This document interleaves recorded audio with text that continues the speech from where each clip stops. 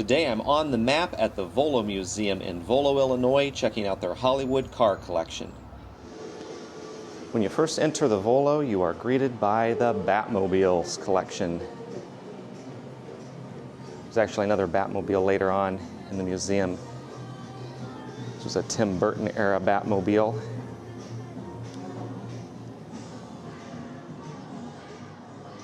I can remember probably 1990, but sometime in the early 90s, being at a car show, and they were promoting the Batman movie. It must have been 1990 because this was apparently the 1989 movie.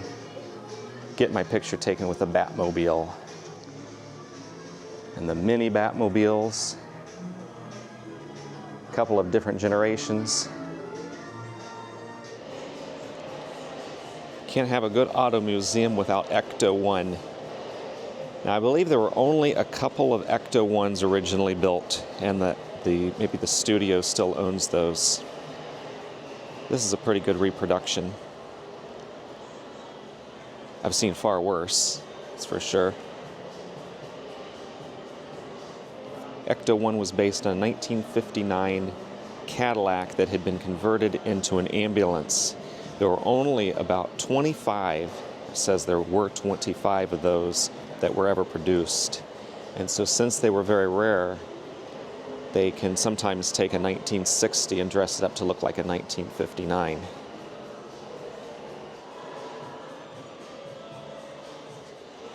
And so that's what this was. This was a 1960 converted to look like a 59, and then they did the Ghostbusters transformation to it here for the museum.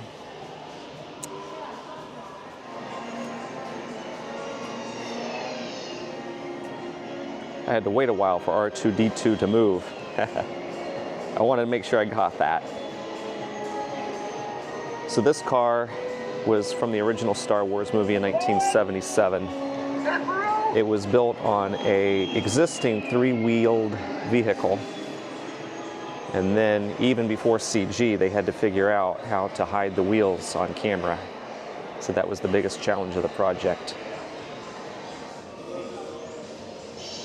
You can kind of see it does have a couple of tires back there. That one's flat.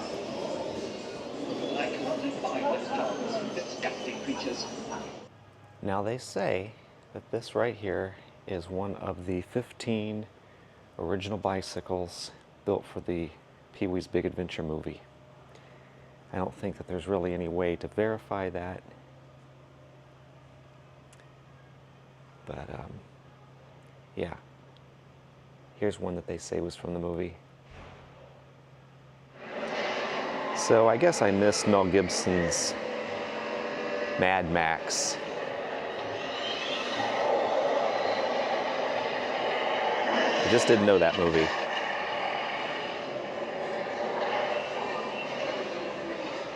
I guess that's a pretty good wax figure of him though, back in the day.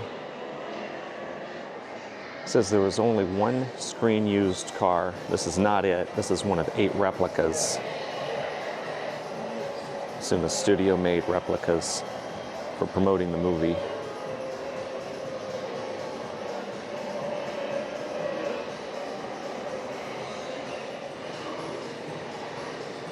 This version of Bumblebee was from the first of the big Transformer movies. They referred to it as Beater Bee. It was a distressed-looking version of the car.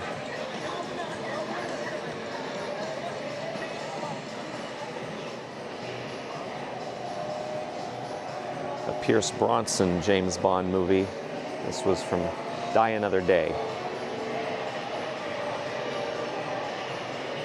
2001 Aston Martin Vanquish. They say this car is actually an imposter. It was built on a Jaguar platform, which I guess Ford owned Jaguar and Aston Martin, and that both cars were built using Mustang and Jaguar chassis. Put fiberglass bodies on them to resemble the Aston Martin. I guess that was a much cheaper way of going about it for them. This was used in the Beverly Hillbillies movie. They acquired this from the studio, and it says that this was built on a modern platform. So it had real wheels, and then it has hubcaps on it that make it look like they're wood. Then it has a Chevrolet small block in it to power it.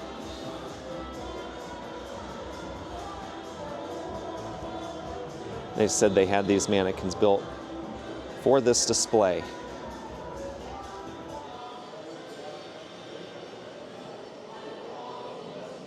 It says that this hearse was screen used in Terminator 3. I don't know how many people saw that.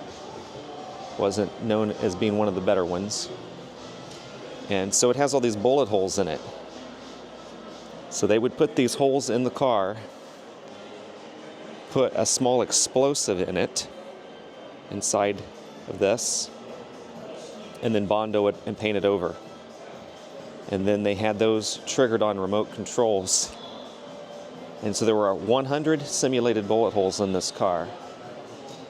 And somebody off camera could trigger those explosions and make it look like the car was being shot.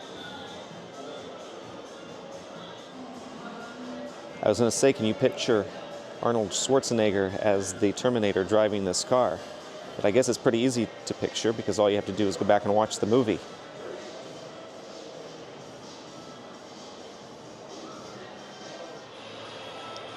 The Blues Brothers.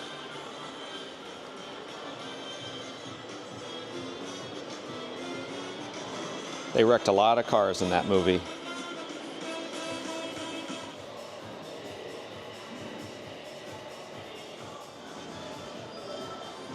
They say here that none of the original Bluesmobiles survived the making of the movie. Go figure. They destroyed hundreds of cars in that movie, and in some cases used scaled models. This was a promotional car that the studio created, and it was in fact a California Highway Patrol car. And they made it up to look like a Mount Prospect police car. And then put all the patina on it, all of the wear and tear on it, make it look old. I have yet to see this movie, Ford versus Ferrari, but these are all screen used cars.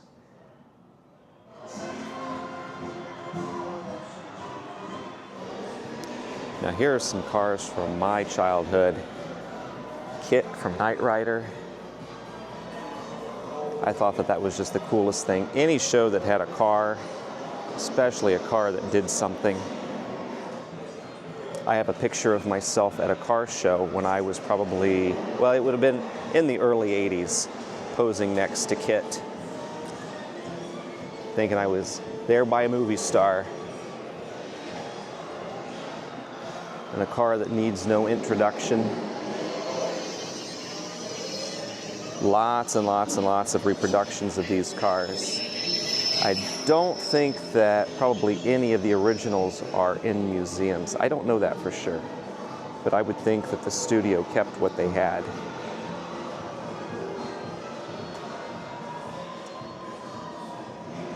Yeah, there's lots of copies of these Back to the Future DeLoreans, time machines.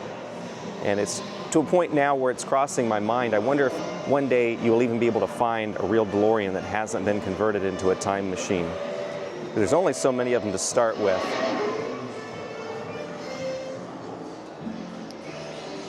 Cool looking, even if not very practical,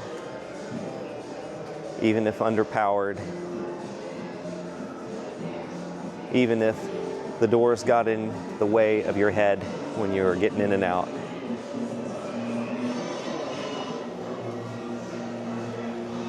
They really were futuristic looking. Just a really cool looking car.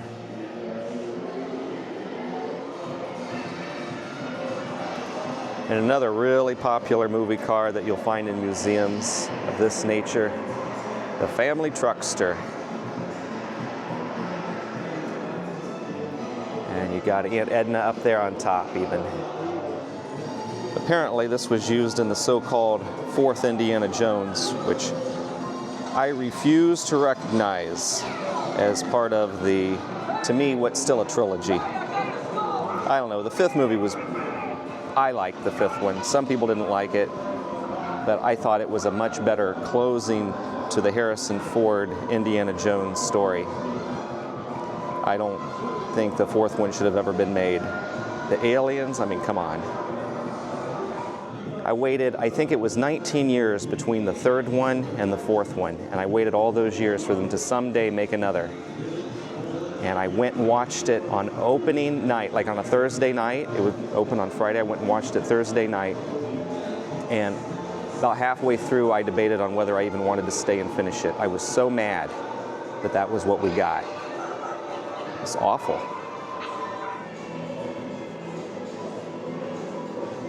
No doubt, I watched this movie for the first time at too young of an age. But I loved a story about a possessed car at, I don't know, 7 years old maybe. My dad showed it to me. I don't think I got all of that at the time. I thought it was neat that there was a car that drove on its own, a car that could think for itself. And when I got older, I realized that's a pretty scary movie. The movie was scary, but then I read the book, the Stephen King book, on which the movie was based. And holy cow, that was the scariest book I had ever read in my life. This is said to be one of 14 screen-used cars. Of course, some of them were destroyed in the making of the movie. One of the things that they did in the movie was connect hydraulic arms inside the car. The arms were connected to the body panels, and they would activate those, and it would crush the car from the inside. So in the scene in the movie where the car is healing itself, it's that video playing in reverse. So instead of looking like it's crushing itself, it looks like it's healing itself. Just a little bit of movie magic. Now they would probably just do it in a computer. The Munsters TV show was made in the 60s, back when drag racing was really popular in the mainstream culture. Kids loved it. And so this was the Drag-U-La coffin dragster. Or maybe one copy of it.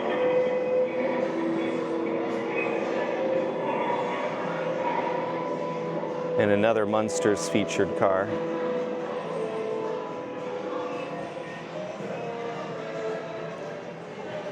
And you can see the old style drag racing slicks that they had with the, looks like lugs in the side. I don't know if that was, if they took more of a normal type tire and then applied the slick texture to it after. This is a 1966 Batmobile. It is an authentic Batmobile built by George Barris. He's a Hollywood car builder. Somewhere on the car, it is autographed by both Adam West and George Barris. There are the autographs on the hood. The car was built on a 1955 Lincoln Futura concept car used in the TV show. It's a Miami Vice Ferrari. 1972 Ferrari Daytona Spider.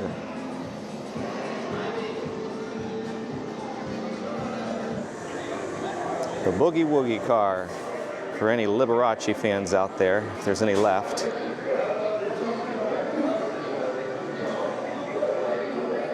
An actual running car, a player piano, complete with the candelabras.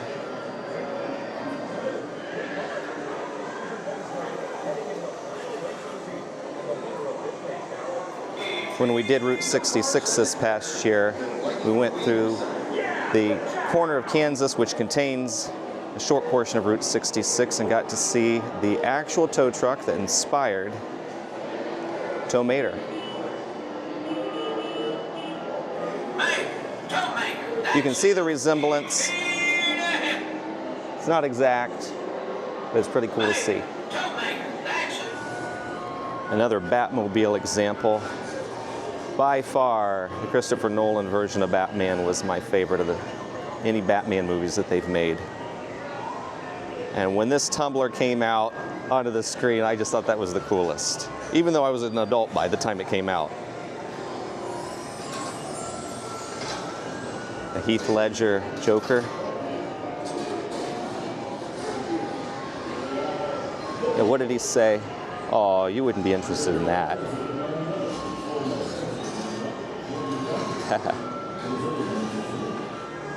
This is one of 3 cars that they built for the live-action Flintstones movie in 1994. They had one that was stationary that didn't have a floor because obviously the Flintstones didn't have floors in their cars. How else could they power them if they couldn't get their feet on the ground? It says that they possess the title here at the museum and that the title is still in Universal Studios' name. They got the car directly from George Barris, who was the famous Hollywood car builder. I believe that this is from the Mike Myers Cat in the Hat. It's the only one ever built, and they acquired it directly from Universal Studios.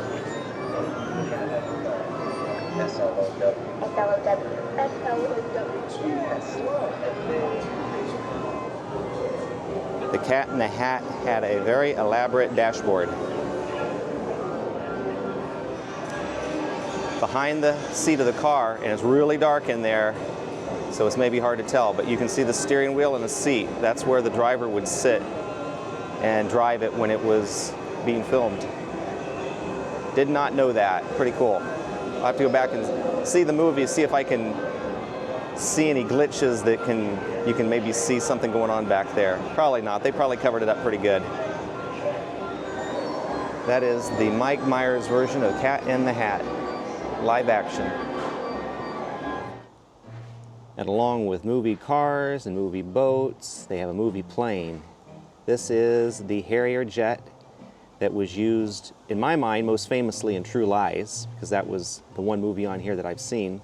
But it was also in The Avengers, and it was famous for a Pepsi commercial. So if you're interested in learning more about that, there's lots of videos out there about the Harrier jet in the Pepsi commercial. But this was a Hollywood-used Harrier. And this is a movie-used train from the movie Wild Wild West with Will Smith. Now, I did not care for this movie, but the train, actually, I cared for it so little that I don't think I ever got through it. But the train's pretty cool. So they were saying, like, this is maybe what you might have ridden in before private jets if you were very, very wealthy. But this was a movie prop. There are in fact 2 cars, so it's a pretty elaborate movie piece. I have no idea how they got it here.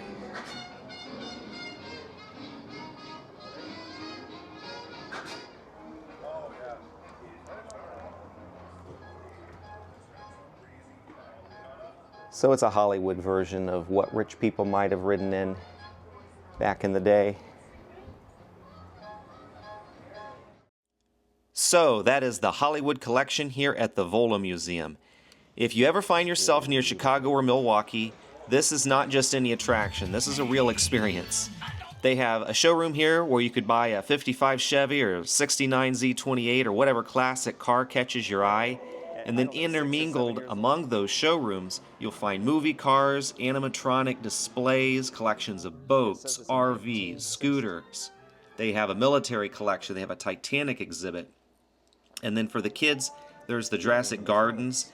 They have animatronic dinosaurs and dinosaur-themed putt-putt. I'd easily put the Volo Museum in my top 10 places to visit. So if you haven't been, you owe it to yourself to come and check it out, and I'll see you down the road.